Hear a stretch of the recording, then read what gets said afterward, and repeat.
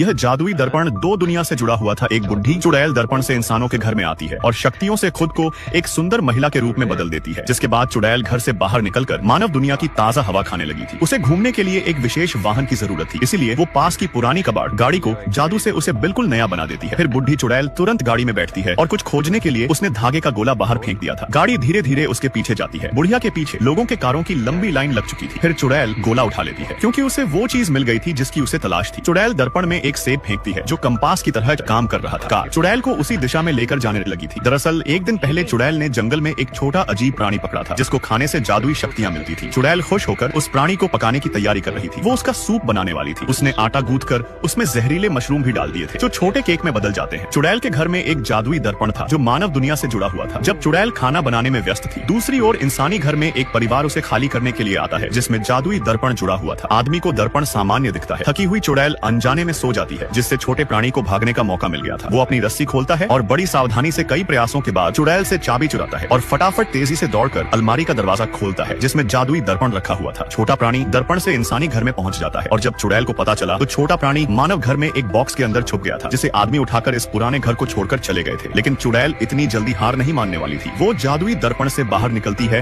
और छोटे प्राणी को वापस लाने की कसम खा लेती है क्योंकि चुड़ैल उसे खाकर अपनी शक्तियां बढ़ाना चाहती थी। आदमी के परिवार के साथ छोटा प्राणी नए घर में पहुंच गया था, लेकिन जब लड़की ने गलती से उसे देख लिया तो वो एक गुड़िया बनकर जमीन पर लेट जाता है। लड़की को याद नहीं था कि उसके पास पहले कभी ऐसी कोई गुड़िया थी, लेकिन उसकी प्यारी शक्ल देखकर वो उसे अपने बेडरूम में रख लेती है। पर छोटा प्राणी गुड़िया बनाकर नहीं रहना चाहता था। वो लड़की की दयालुता महसूस कर नाटक बंद करने का फैसला कर लेता है और उसके पल के झपकाते ही लड़की चौंक जाती है। छोटा प्राणी लड़की से कहता है कि डरो मत, मेरा कोई बुरा इरादा नहीं, मैं दूसरी दुनिया से आया है जहाँ मैं एक दुष्ट चुड़ैल से दूर भाग रहा था। दोनों खुशी से बातें करने लग जाते हैं। लड़की को यह छोटा जीव पसंद आ चुका था। वो उसको नहलाती है, उसे खाना भी खिलाती है और जब दोनों खेल रहे थे तभी अचानक छोटे प्राणी ने लड़की के घर में एक जादुई पत्थर देखा। यह पत्थर उसके परिवार के विशेष पत्थर जैसा था। छोटा जीव सोच रहा था कि पत्थर लड़की के घर में कैसे आया होगा। पत्थर में जादुई शक्तियां छिपी हुई थी। छोटा प्राणी जैसे ही पत्थर को छूता है तभी आसपास का माहौल सफेद हो गया था। आसमान से कई सारे बर्गर आने लगे थे जिन्हें देखकर लड़की के मुंह में पानी आ जाता है। फिर लड़की जैसे ही एक बर्गर को चुनती है तभी पत्थर का जादू खत्म हो जाता है। लड़की बर्गर को बड़े चाव से खाने लगी थी। उसका स्वाद बहुत ज्यादा स्वादिष्ट था। जब दोनों खेल रहे थे तभी चुड़ैल लड़की के शहर में पहुंच जाती है। उसकी गाड़ी बिना ड्राइवर के जादू से चल रही थी। चुड़ैल के कार से उतरते ही गाड़ी भी कबाड़ हो जाती है। फिर चुड़ैल एक केला मुंह में डालकर फोन की दुकान में पहुंच गई थी जहां उसने प्राचीन कीमती सिक्के से दुकानदार का फोन खरीद लिया था। लेकिन चुड़ैल के जाते ही सिक्का भी गायब हो जाता है और वापस चुड़ैल के हाथ में आ गया था। फोन लेने के बाद वो तुरंत लोकेशन चालू करती है और छोटे प्राणी की दिशा में भागती है। दूसरी तरफ लड़की के घर में अचानक छोटे जीव के दादाजी आ जाते हैं। छोटा जीव सब कुछ दादाजी को बताता है कि एक चुड़ैल उसके पीछे पड़ी है।